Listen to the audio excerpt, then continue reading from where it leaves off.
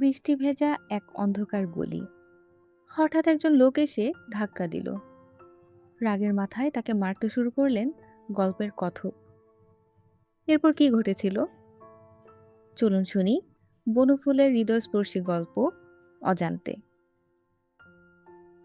সেদিন আপিসে মাইনে পেয়েছি। বাড়ি ফেরবার পথে ভাবলাম ওর জন্য একটা বডিস কিনে নিয়ে যাই।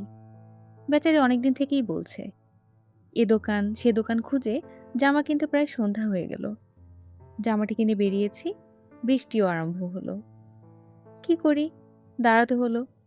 বৃষ্টিটা একটু ধরতে জামাটি বগলে করে ছাতাটি মাথায় দিয়ে যাচ্ছি। বড় রাস্তাটুকু বেশ এলাম, তারপরই গলি, তাও অন্ধকার। গলিতে ঢুকে অন্যমনস্ক হয়ে ভাবতে ভাবতে যাচ্ছি, অনেকদিন পরে নতুন জামা পেয়ে তার মনে কি আনন্দই না হবে। আজ আমি এমন সময় হঠাৎ এক লোক ঘাড়ে এসে পড়ল। সেও পড়ে গেল, আমিও পড়ে গেলাম। জামাটি কাদায় মাখামাখি হয়ে গেল। আমি উঠে দেখি লোকটা তখনও উঠেনি, উঠবার উপক্রম করছে। রাগে আমার সর্বাঙ্গ জ্বলে গেল।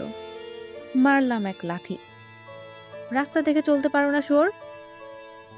মারের চোটে সে আবার পড়ে গেল, কিন্তু কোনো জবাব করলো না। তাতে আমার আরো রাগ হলো, আরো মারতে লাগলাম। গোলমাল শুনে পাশের বাড়ির এক দুয়ার খুলে গেল। লণ্ঠন হাতে এক ভদ্রলোক বেরিয়ে এসে জিজ্ঞাসা করলেন, ব্যাপার কি মশাই? দেখুন দেখি মশাই, রাস্কেলটা আমার এত টাকার জামাটা মাটি করে দিল। কাদায় মাখামাখি হয়ে গেছে একেবারে, পথ চলতে জানে না, ঘাড়ে এসে পড়ল। কে? ও? ও, থাক মশাই, মাফ করুন, ওকে আর মারবেন না। ও বেচারা অন্ধ বোবা ভিখারি, এই গলিতেই থাকে। তার দিকে চেয়ে দেখি মারের চোটে সে বেচারা কাঁপছে, গাময় কাদা। আর আমার দিকে কাতর মুখে অন্ধ দৃষ্টি তুলে হাত দুটি জোর করে আছে।